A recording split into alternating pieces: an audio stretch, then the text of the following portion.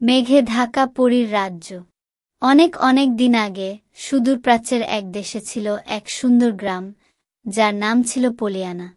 পলিয়ানার পাশেই ছিল বিশাল এক পর্বতশ্রেণী, যার সর্বোচ্চ চূড়াটি সবসময় মেঘে ঢাকা থাকত।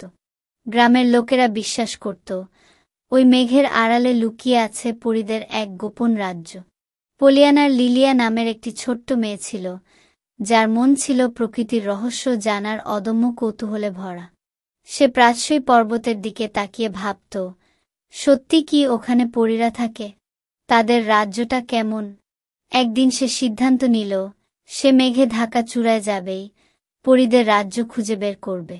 লিলিয়া তার ছোট্ট ঝোলায় কিছু খাবার আর জল নিয়ে বেরিয়ে পড়ল।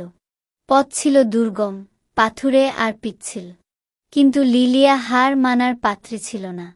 সে গাছপালা আর পাথরের ওপর দিয়ে সাবধানে এগিয়ে চলল। পথে তার দেখা হল এক জ্ঞানী বুড়ো কাঠবিড়ালির সাথে।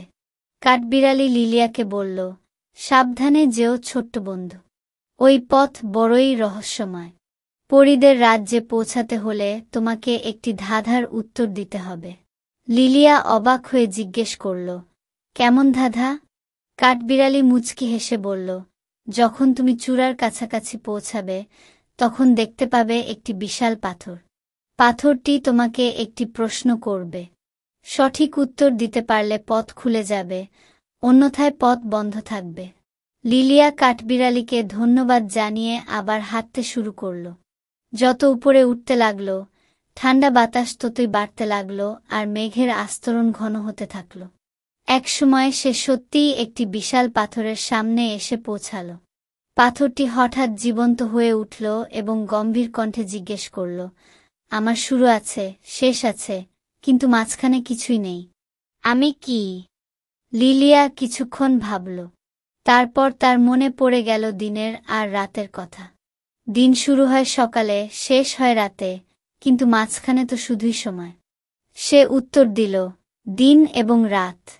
পাথরটি সঙ্গে সঙ্গে সরে গেল, আর লিলিয়ার সামনে খুলে গেল এক নতুন পথ।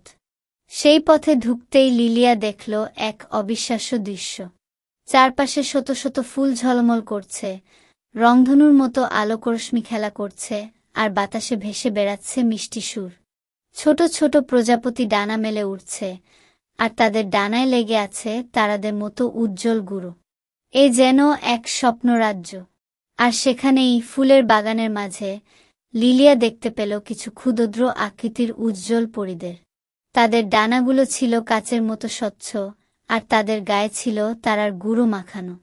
পরীরা লিলিয়াকে দেখে একটু ভয় পেল না, বরং হাসিমুখে তার দিকে এগিয়ে এলো। একজন পরী লিলিয়াকে বলল, তুমি সেই সাহসী মেয়ে, যে আমাদের রাজ্যে আসার জন্য এত কষ্ট করেছ। আমরা জানতাম তুমি আসবে। লিলিয়া পরীদের সাথে কিছুক্ষণ খেলা করল, তাদের গল্প শুনল আর তাদের জাদুর জগৎ দেখে মুগ্ধ হল। পরীরা তাকে কিছু জাদুর ফুল দিল, যা নাকি ইচ্ছে পূরণ করতে পারে। লিলিয়া বুঝতে পারল, প্রকৃতির এই রহস্য শুধু সুন্দরী নয়, এর মাঝে লুকিয়ে আছে অপার শান্তি আর ভালোবাসা।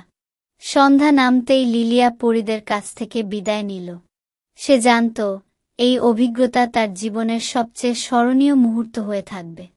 সে যখন গ্রামে ফিরে এলো, তখন তার মনে ছিল এক অন্যরকম আনন্দ আর শান্তি। পলিয়ানার মানুষ লিলিয়ার মুখে পরীদের রাজ্যের গল্প শুনে মুগ্ধ হল।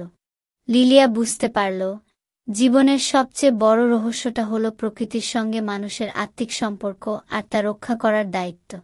আর সেই দিন থেকে পলিয়ানার মানুষ প্রকৃতির প্রতি আরও যত্নবান হল, যেন পরীদের রাজ্য সবসময় সুরক্ষিত থাকে।